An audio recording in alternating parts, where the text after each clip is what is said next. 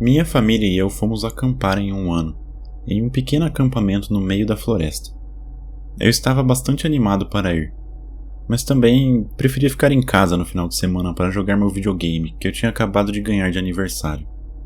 De qualquer forma, na noite anterior à nossa partida, meu pai disse que eu poderia levar um amigo, mas apenas um. Isso me deixou muito mais feliz em ir. Então, eu liguei imediatamente para meu melhor amigo. Foi um pouco difícil convencê-lo, mas ele finalmente cedeu e disse que viria. Só precisava verificar com a mãe dele antes. Ele me ligou cerca de meia hora depois, quando conseguiu a autorização da mãe para vir conosco. Léo, meu melhor amigo, e eu ficamos acordados até tarde jogando Halo e conversando sobre o que íamos fazer quando fôssemos acampar naquele final de semana.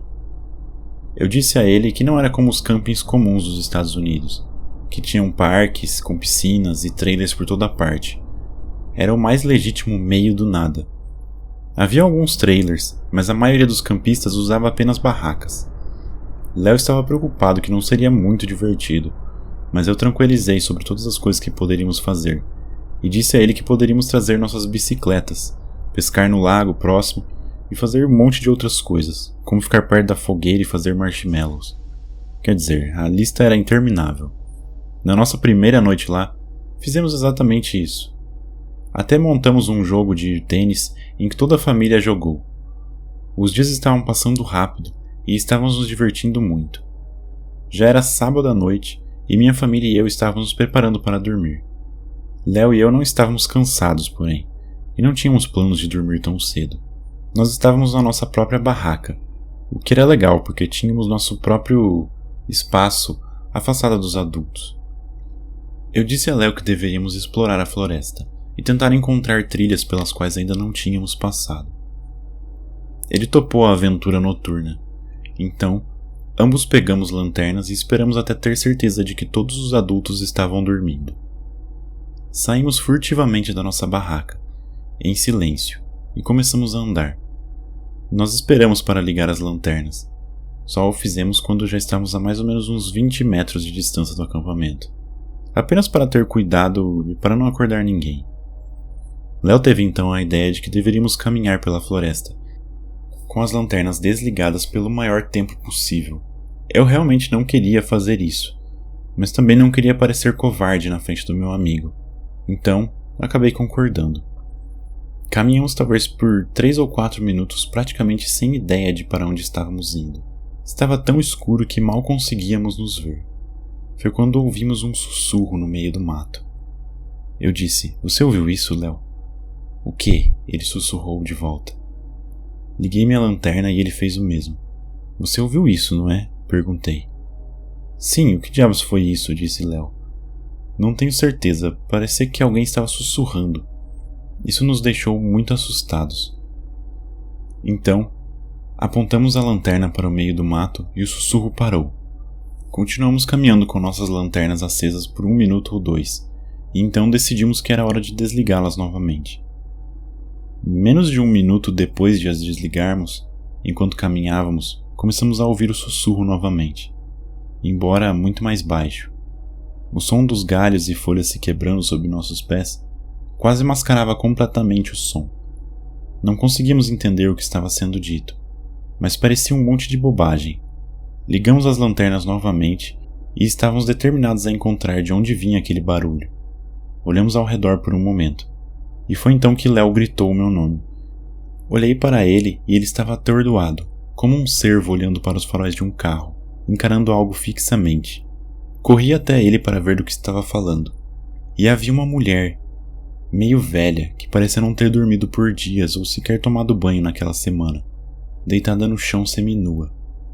Olhei para ela completamente incrédulo, pois não conseguia acreditar no que estava vendo. Então, ela se levantou, pediu desculpas e, antes de se afastar, pediu desculpas mais uma vez e disse que sentia muito, que estava apenas procurando por seu acampamento. Então ela saiu correndo na direção oposta. Logo após isso, Léo e eu corremos de volta para nossa barraca, pois tínhamos tido o suficiente de aventura por aquela noite. Conversamos sobre o que tinha acontecido em nossos sacos de dormir, até finalmente conseguirmos pegar no sono. A coisa mais assustadora sobre toda aquela situação foi que éramos os únicos campistas por cerca de uns 2 quilômetros.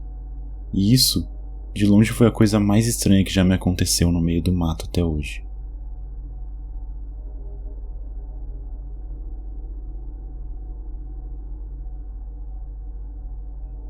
Meu pai me levou uma vez por uma viagem pelas montanhas do Canadá. Enquanto explorávamos, encontramos uma caverna gigante. Meu pai notou um rastro de sangue que levava para dentro da caverna e quis investigar. Meu pai tinha uma espingarda e eu estava com um rifle, então achamos que estávamos seguros o suficiente. À medida que avançávamos na caverna, seguimos o rastro de sangue até chegarmos a um urso pardo que estava decapitado. Alguém ou algo havia arrancado completamente a cabeça do urso de seu corpo e saído com ela quando deixou a caverna. Daí o rastro de sangue. Deve ter sido algum tipo de troféu para quem fez isso, ou algo assim. Meu pai avançou um pouco mais na caverna, e foi quando encontramos algo ainda mais perturbador. Algo absolutamente angustiante. Havia um homem que parecia ter sido dilacerado pelo urso. Suas entranhas estavam se derramando de sua barriga, e foi a coisa mais horrível que eu vi até hoje. Acho que o velho homem lembrou meu pai do pai dele, porque ele se parecia um pouco com ele. O pai do meu pai tinha sido baleado e morto alguns anos atrás em um acidente de caça, e isso realmente mexeu com o meu pai.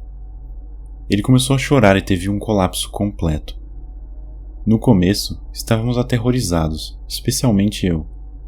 O corpo do homem parecia estar ali há vários dias, pois seu rosto já estava começando a se decompor e a mudar de cor. Estávamos completamente perplexos e não sabíamos o que fazer. Meu pai disse que não íamos chamar a polícia, porque tínhamos tocado nas evidências, e era uma cena de assassinato, o que significaria que poderíamos fazer parte da investigação caso houvesse uma. E mesmo chamando a polícia, seríamos imediatamente considerados suspeitos em potencial, mesmo que não tivéssemos nada necessariamente a esconder. No entanto, no fim das contas, a decisão realmente estava na mão do meu pai, então deixei por isso mesmo. Descobrimos mais tarde, cerca de uma semana depois, quando foi transmitido nas notícias locais, que a pessoa que cortou a cabeça do urso fez isso porque ele tinha matado seu amigo, e o homem aparentemente tentou salvar seu amigo atirando no urso, o que parece que foi tarde demais. Disseram que o homem cortou a cabeça do urso por raiva. O que não conseguíamos entender era porque ele mesmo não tinha chamado a polícia depois que seu amigo foi dilacerado até a morte. Toda a história é simplesmente horrível, e muito estranha e sinistra para se pensar. Isso faz você se perguntar se havia algo mais na história. Pessoalmente, acredito que o homem matou seu amigo, ou que outra pessoa possa tê-lo matado, e então o urso o devorou enquanto ele estava morto. Isso é realmente a única coisa que faz sentido para mim.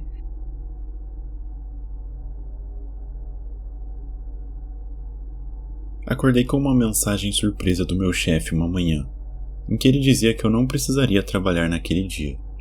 Eu fiquei realmente feliz, porque eu poderia fazer exatamente o que eu quisesse. As crianças estariam na escola e minha esposa estaria no trabalho. Então, eu teria o dia inteirinho só para mim. Além disso, eu recebo um salário fixo, então eu não estava exatamente perdendo dinheiro. Era uma folga paga, digamos assim.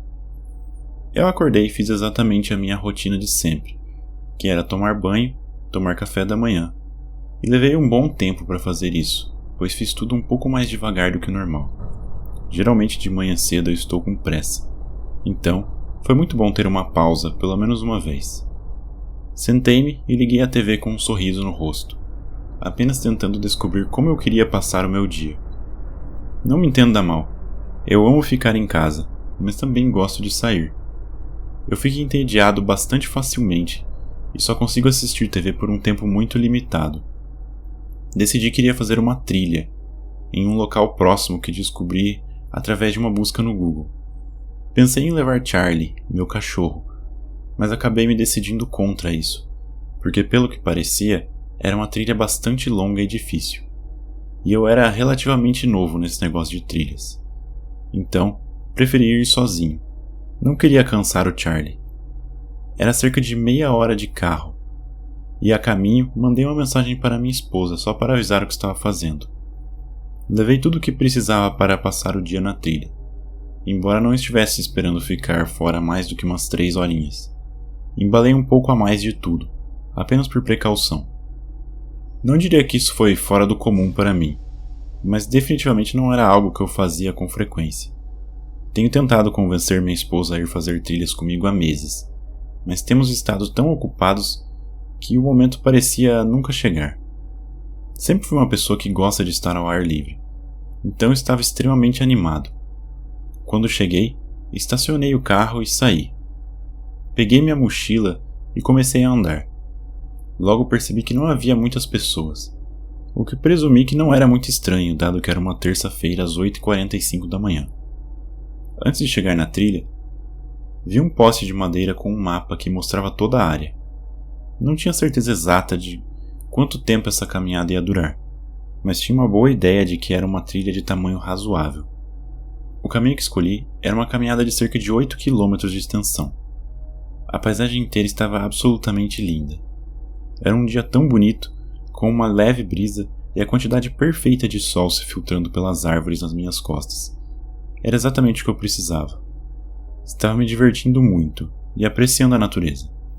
Cerca de 20 minutos depois do início da minha aventura, coloquei meus fones de ouvido.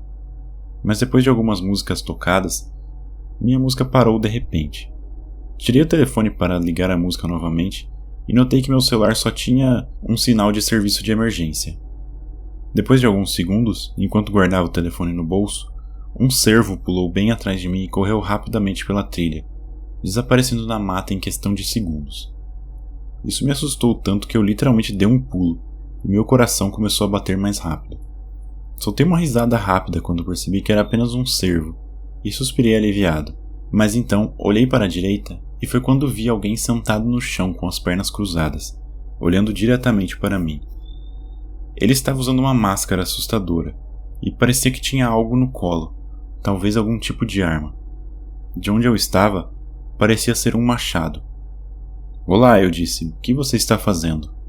A pessoa então se levantou e imediatamente pensei que fosse um homem, por causa de sua altura, e ele parecia também bastante musculoso. Ele começou a caminhar em minha direção enquanto batia a mão com o machado. Ele não disse uma palavra. Comecei a andar de volta na direção de onde vim e até deixei minha mochila no chão. Eu só estava tentando sair de lá o mais rápido possível. Ele aumentou um pouco a velocidade e continuou se aproximando de mim. Foi então que eu comecei a correr, uma corrida mesmo, e ele fez a mesma coisa. Eu corria atletismo por 4 anos no ensino médio, então, felizmente, ainda estava bem preparado para uma corrida. Foi então que ele jogou o machado em mim, porque provavelmente percebeu que eu era muito mais rápido do que ele. Ele me acertou diretamente no tornozelo esquerdo, o que doeu pra caramba, me fazendo tropeçar e cair no chão. Gritei de dor, mas consegui me levantar. Felizmente para mim, acho que foi a parte traseira ou o cabo do machado que atingiu meu tornozelo, em vez de a lâmina exatamente. Ele estava se aproximando de mim agora, mas consegui pegar o machado antes que ele pudesse me alcançar.